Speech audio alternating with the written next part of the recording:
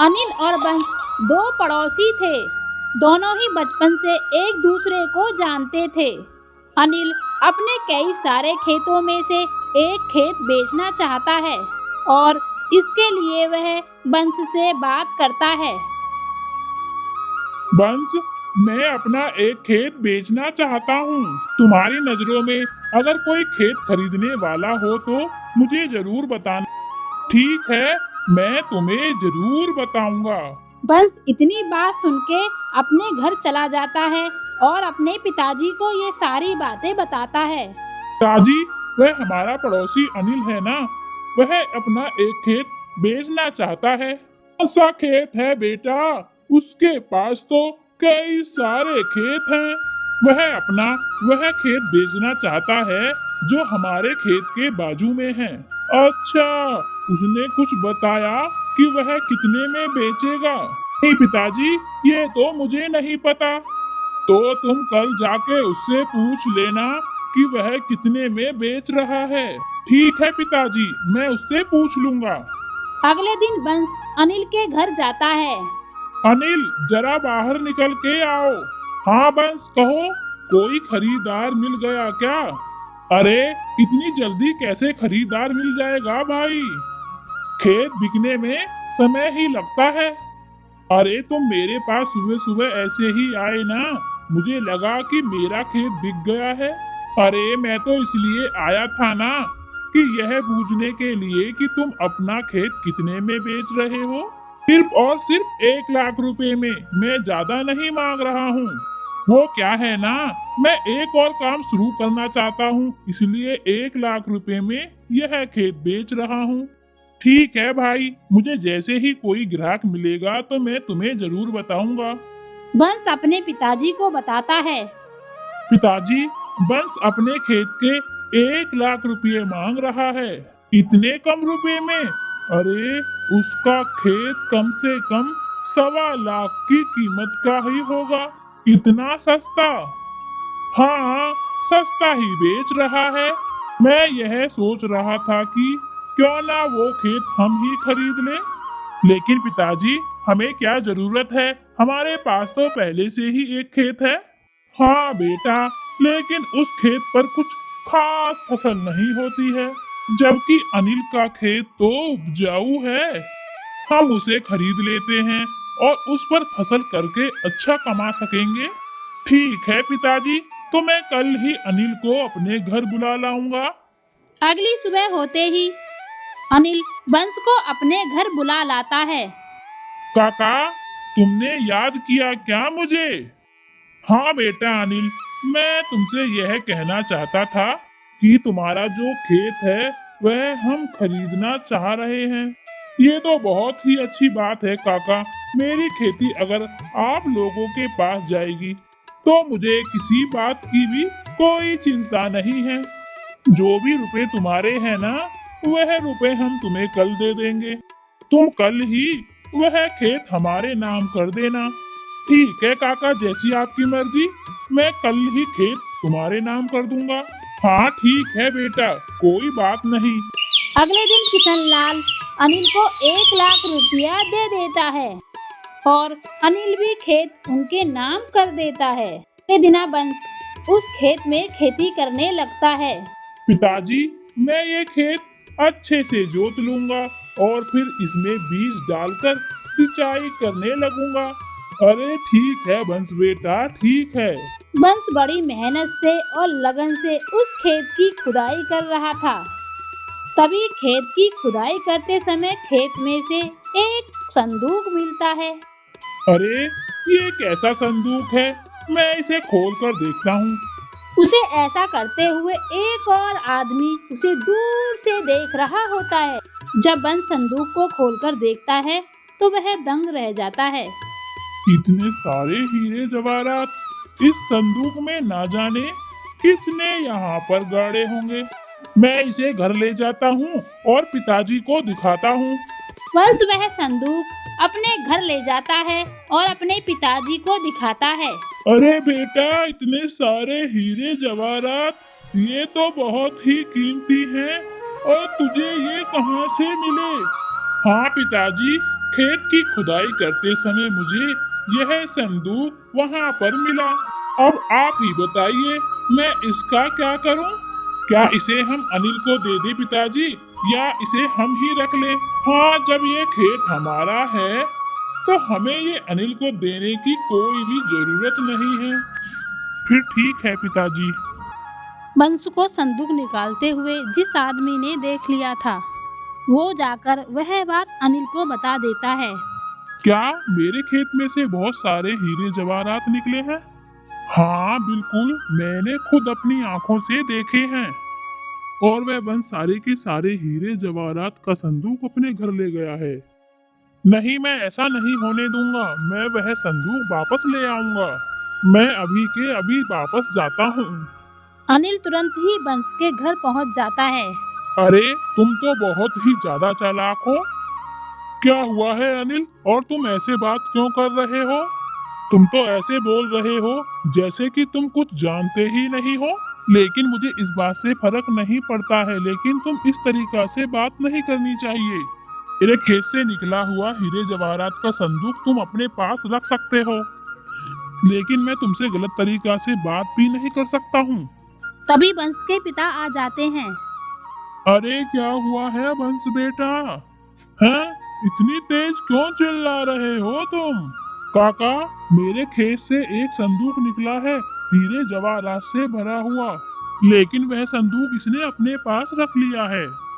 इससे कहिए कि वो संदूक मुझे वापस दे दे। देखो बेटा, ये बात सच है कि तुम्हारे खेत में से हीरे जवाहरात का संदूक निकला है, पर ये बात भी तो सच है कि ठीक एक हफ्ते पहले तुमने वो खेत हमें बेच दिया था। हाँ, बेचा तो था काका, लेकिन मुझे नहीं पता था कि उस खेत में से हीरे जवाहरात निकलेंगे।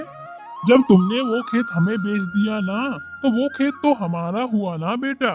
इसलिए उसमें निकला हुआ संदूक भी तो हमारा हुआ ना बेटा। अच्छा, तो आप लोग मुझसे चालाकी करोगे? रुको, मैं अभी गांव के मुखिया के पास जाता हूँ और आप लोगों की सारी शिकायत करता हूँ। अनिल गुस्से में गांव के मुखिया के पास चला जाता है। मुखिया जी, मेरे खेत में जो संदूक निकला है और उसमें से हीरे जवाहरात जो हैं वो मेरे हुए ना, लेकिन वह बंस मुझे वो संदूक और हीरे जवाहरात नहीं लौटा रहा है।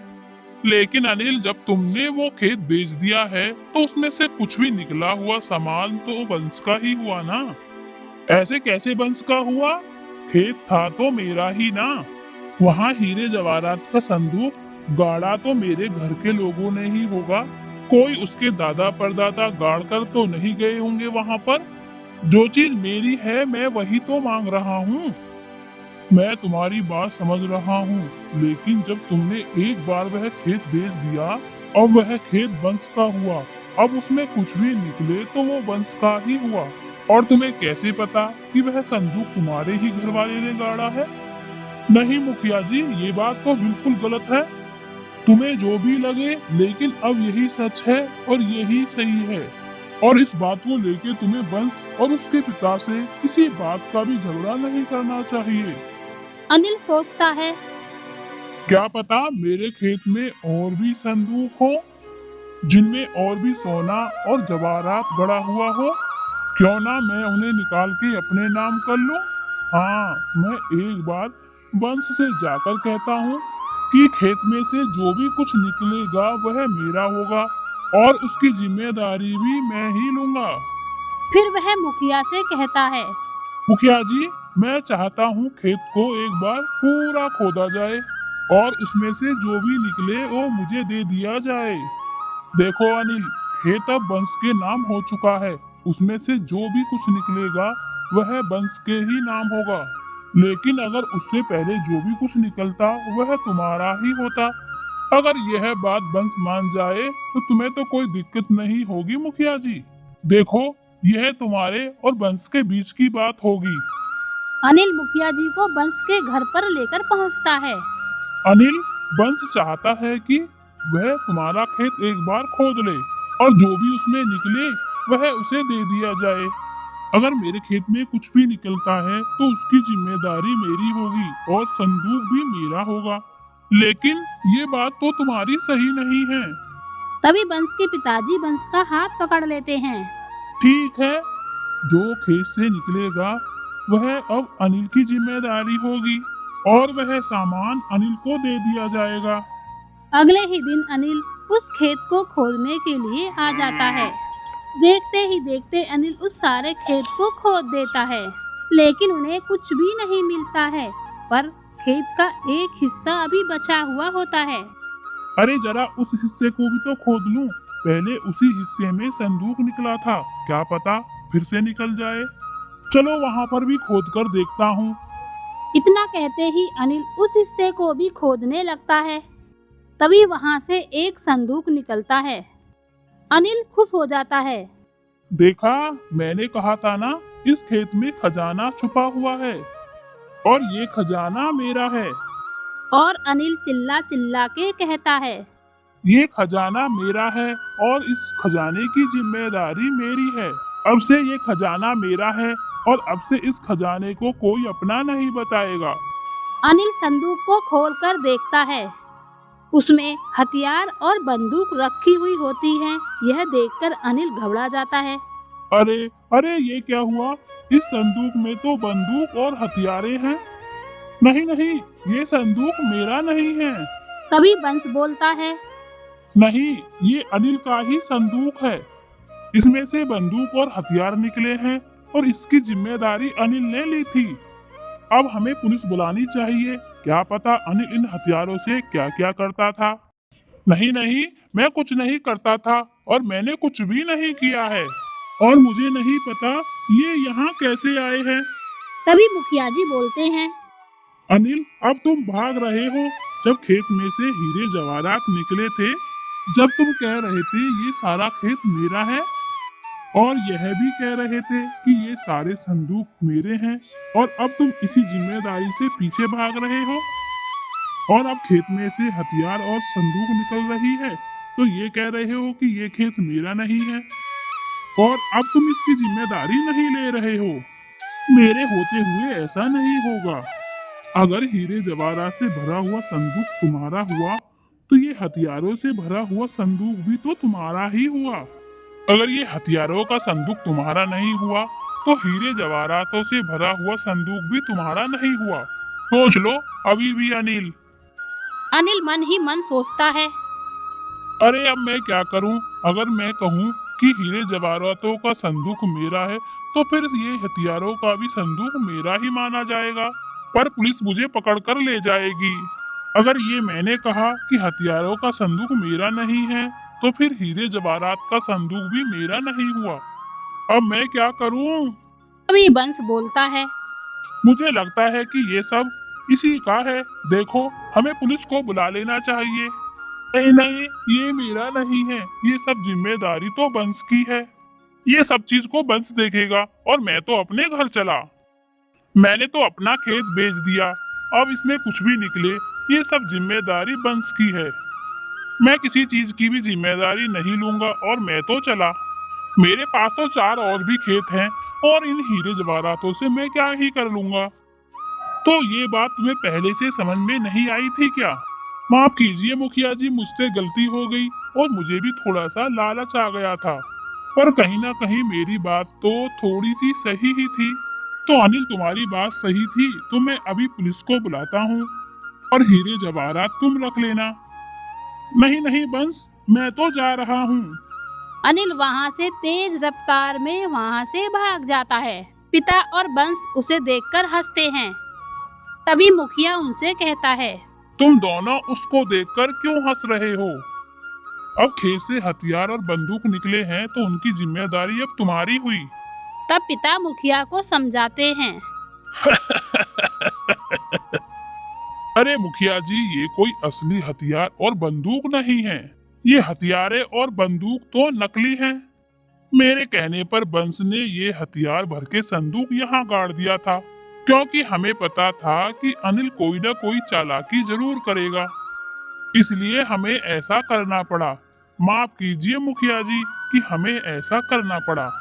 कोई बात नहीं, लेकिन सिर्फ मैं तो यही कहना चाहूंगा, हीरे जवाहरात अनिल और बंस दोनों आपस में बांट लें, इससे आपका प्यार बना रहेगा। मुखिया की बात मानकर बंस अनिल के घर पहुंच जाता है।